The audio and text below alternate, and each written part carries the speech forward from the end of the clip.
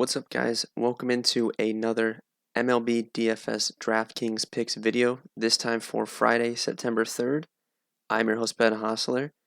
I'm solo today. I should say today because it is 3 a.m. when I'm recording this podcast, so I don't want to hear anyone say that we don't grind here at DFS Karma, here at Bet Karma, because it is 3 a.m. grinding out this video for you guys for this huge Friday MLB slate. I want a quick shout out you guys for watching. You guys have been absolutely insane with the support, the likes, the engagement, comments, everything this week. So big shout out to you guys. If you guys can keep that up, that'd be awesome. So go ahead, like the video right now. And we want to keep that good momentum going as we head into NFL. NFL is pretty much 1 week away. A lot of you guys that have watched our videos in the past know that we put out some really good NFL DFS content, whether it be videos, articles, all that stuff. We really have you covered for those NFL slates. So we want to keep that good momentum going into that season. Keep the engagement up, comments, likes, subscribe to the channel, and turn on notifications so you know whenever we post a new video. We're going to have a ton of content for week one starting next week, dropping. My main article is going to be a breakdown article position by position, similar to what Bales writes for MLB, with some data tables provided by Sam. Bales is going to have game theory. I'll have final thoughts as well. Sam's going to have a leverage article. And if you guys are interested in packages, those are live on the site, dfskarma.com. You can pick up a membership, get access to core plays, myself, Bales, Sam, AC, exactly what we're going to be playing for, what we're building around for those main slates, as well as Showdown. And you also get access to the projections portal and ownership projections as well behind the paywall if you pick up a membership. Before we head into this huge slate, I do want to mention that I'm stoked that new Drake finally dropped Certified Lover Boy. Go stream that right now. I was going to wait till the morning to do this video. That came out at like 1:30. I listened to the album all the way through once and listened to some other songs a couple times. Really put me in the mood to grind, so I'm ready to just hammer this video out for you now. I will say that this is a pretty bad pitching slate for it being so many games. We don't have, I mean, when you open up the lobby and you see that Adam Wainwright is the most expensive pitcher on the slate for a 14-game slate, you don't have great expectations for the day, right? Not good. So it's going to be interesting. I'm going to have a pretty tight pitcher pool, I think. And that also means that there's going to be a lot of stacks and a lot of spots you can go at for offense because the pitching just isn't good. Also, I have a cold, so my voice is monotone as it is. So if it's especially nasally today, I do apologize, but I have been a little bit under the weather. But, you know, the grind doesn't stop. We're still going to get this video out and hopefully crush this baseball slate. So we'll dive into pitcher here. If we look at strikeout rates over the last month, the guys that really stick out to me are Freddie Peralta, Shohei Ohtani, Alek Manoah, and Nathan Eovaldi on this specific slate. So Peralta's coming back from some shoulder inflammation. If we get word that he's going to be limited, you know, that might take some appeal away from him, but he wasn't out that long. So hopefully he's not going to be that limited because I do think he is the best overall option on the slate. We know he is dominant against right-handed batters. He's going to see a lot of righties in this Cardinals lineup. He's not overly expensive, under 10K on DK, and he is going to be my number one overall option as of 3 a.m. Behind him, Shohei Ohtani. I've played Ohtani pretty much every start, I think except for one this season in my core plays. Feel really confident with how he's been throwing. Obviously, good matchup against Texas. Kind of the concerns with him have been minimized, right? Over the last month, 3% walk rate. He's really worked on that control and trimmed that down. We know he has upside. He has strikeout ability and a really good matchup. So I think Freddie Peralta, Shohei Ohtani, those are far and away my favorite two options. If I had to enter a cash game lineup right now, that's who I would be building around, and I think they're the best two options. For tournaments, Eovaldi and Manoah were the two that really stuck out to me. If you look at their strikeout rates, 29% for Eovaldi, 26 for Manoah over the last 30 days. I'm not scared of picking on Cleveland, as you guys know. So I think Eovaldi is interesting. Manoah's kind of been a popular play for the last couple months. And especially on these slates where the pitching just isn't great. People gravitate towards Manoah because he had that really big start in his first ever start, and people know that he has strikeout ability. So I don't think he will be a secret for GPPs. I think you can use them on FanDuel as well. But I think that's really like the four guys that stuck out to me. I don't know who's starting for Texas. DraftKings has it as Glenn Otto Jr. right now. If it is him, we've seen him one time, 70 pitches. They really couldn't touch him. He looked really good, really good strikeouts, good swing and miss stuff. So if he is starting for Texas, I do think he's in play for 5K on DraftKings. Anytime you get a pitcher that's decent at that price on DK, I think you can consider it in tournaments, especially on a slate like this where we're going to want to jam in offense. So I don't think he's the confirmed starter. I don't know if he's actually going to start, but just keep an eye on that. If he is starting, I do think you can consider him in tournaments on DraftKings specifically. Probably not the type of guy I would want to play on FanDuel. FanDuel, I try to lock in a higher price pitcher. Generally, you can spend down, but with how I play, which is mainly cash games, I try to spend up there. As far as stacks goes, there's going to be a lot today.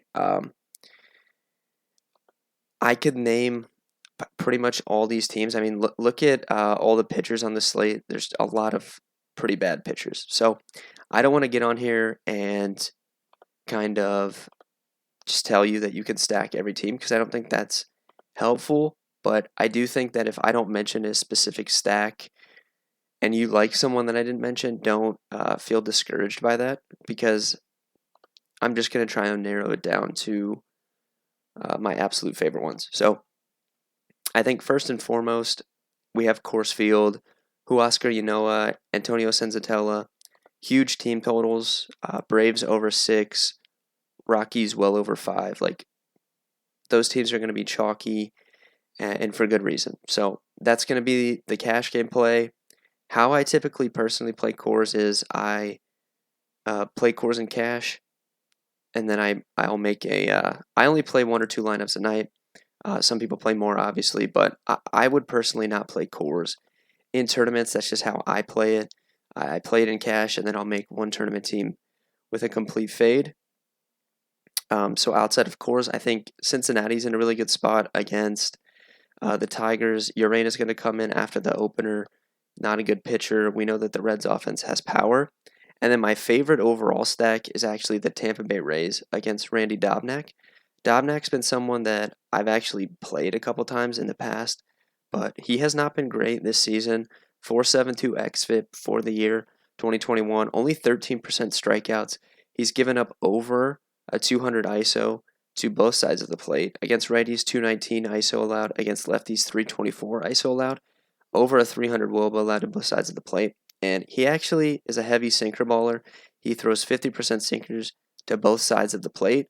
The Rays absolutely crush sinkers. Brandon Lau, Nelson Cruz, Franco, Austin Meadows, Arozarena, like these guys all have huge numbers against sinkers. And I think it's a really good spot for the Rays. I think that it's a big enough slate. They won't be chalk, especially with the presence of Coors Field. So I'm going to build my Coors Field cash game lineup, and then in tournaments, I'm going to build a full Rays stack against Randy Dobnak. Some other spots I think you can look at for tournaments. The Yankees always against the lefty, especially with the Orioles bullpen being so bad recently. You can definitely consider them.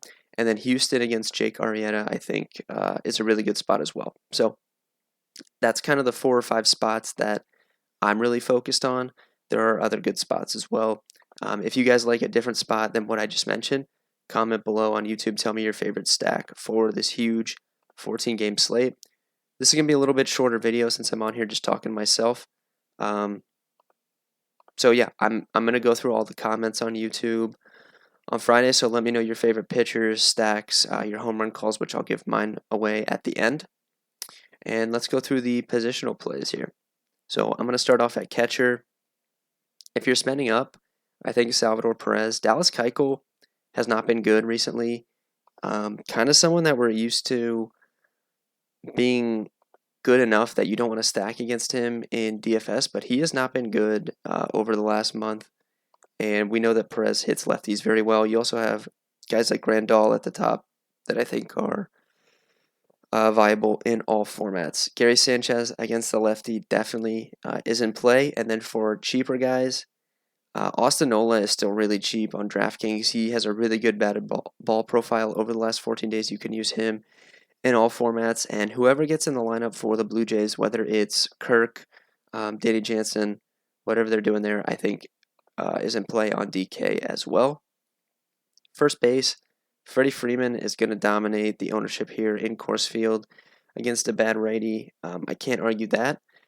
There's a lot of mid-tier plays that I like, though. And I think you can go here and cash if you want to. Luke Voigt against the lefty is going to be popular. He's been popular the last few weeks. He's been underpriced. We know he hits lefties very well. You can definitely use him. And then Ryan Mountcastle and Miguel Cabrera both stick out to me as too cheap as well. Miggy, I actually mentioned him the other day against Caprellian, and he homered for me. He's hit the ball hard all year. He's still cheap. People don't play him because he's obviously really old, but he's been really good this year, and I do think you can use him in tournaments even as a one-off.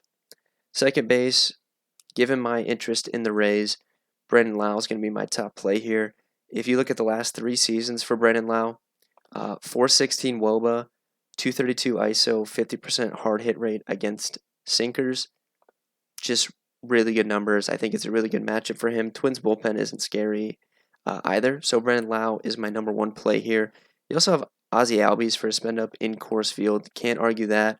Brendan Rodgers as well for the Rockies. Both sides of that game are completely fine, and you could use anyone in that game.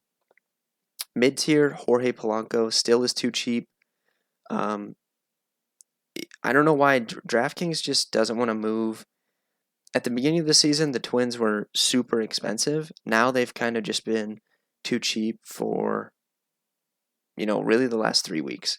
If you look at his season-long numbers against righties, 231 ISO, 360 WOBA, really good matchup for Polanco. Not scared of walk at all. 205 ISO allowed to lefties. So I think he's the top mid-tier play. If I can't afford Lau in cash, Polanco is definitely where I would be looking. Third base, tons of spend-ups at third base. You can't go wrong with any of these guys. You have Devers. I don't know what to make of Cal Quantrill, really. He's been good over the last month. For a while, the metrics really didn't support it, but they've gotten better over the last few weeks, so I'm not sure what to do there. But this is Devers against a righty. You can use him any slate. You have Jose Ramirez, Austin Riley, Ryan McMahon in Coors Field. Tons of spend-ups there. I do think Josh Donaldson is the best mid-tier play. Kind of fitting. I don't know. I guess I like that game a little bit. I don't like Michael Wacha at all. Obviously, the Rays, I said, were my number 1 spot, so I think a game stack could be in order there. Donaldson, 233 ISO against righties this season, 364 WOBA. Really good numbers. So I think Donaldson's the top mid-tier play. I could see a little mini stack with him, Polanco, Byron Buxton. Spoiler alert, I think is still too cheap at outfield, so a little Twins mini stack could be in order. And then if you want a really cheap play, Carter Kieboom is super cheap on DraftKings, just over mid price. You could use him as a one-off if you really need the salary. Shortstop, similar to third base, there's a ton of spend-ups. Trevor Story has been on fire the last 2 weeks. Really good batted ball profile. He's at home in Coors. Definitely the top overall play. And then Wander Franco, fitting with my Rays theme, I think is my number 2. There are some cheaper guys. Kyle Farmer. I think the Reds are one of the best spots on the slate against a pretty bad lefty. Farmer's cheap. You can consider him in all formats. Willie Adames, he homered yesterday. I think he's in play at his price. And then Jazz Chisholm. I've played Jazz Chisholm a ton all season. One of my favorite players to one-off. I think you can use him as well. And then we'll finish up here at outfield. I know I kind of went through this pretty quickly, but I'm just trying to highlight my favorite overall plays on this big of a slate. Obviously, I'll have game theory. Bales will have the breakdown out, and we'll be in Discord and stuff. Final thoughts before lock. Outfield, outside of Coors Field, I don't want to get on here and just talk about Coors Field because it's obvious. You can use all those guys. They're going to be the top spots. Nick Castellanos against the bad lefty definitely sticks out for my favorite spend up, as well as the Yankees guys, Judge, Stanton, even Gallo. Gallo's always hit lefties well, so I'm never scared of using him. Lefty on lefty. Byra Buxton, I mentioned, is too cheap still. In that mid tier, I think you can consider him. Akil Baddoo, homered yesterday, starting to pick things back up a little bit. He's still cheap. I think you can use him in tournaments. And then Lane Thomas, he's been leading off for the Nationals. If that's the case again on Friday, he's under 3K. You can definitely use him in cash and then tournaments as well. I'm going to finish up here with my home run call. I was thinking about this earlier when I was first looking through the slate, but I'm definitely taking Brandon Lau. I think I kind of sold you guys on him at second when I was talking about his individual numbers against sinkers. Brandon Lau, home run on Friday night, put it on the board. Thank you guys very much for watching this video. I know it was a little bit shorter, so if you guys like the shorter videos, let me know in the comments. Like I said, I'm all fired up about the new Drake. I'm ready to grind. Thank you guys for all the support. Like the video, subscribe to the channel. And with that being said, we will be back on Monday with the next MLB video. Stay tuned for all of our NFL DFS content for week 1. Drop it next week, and good luck on Friday night, guys.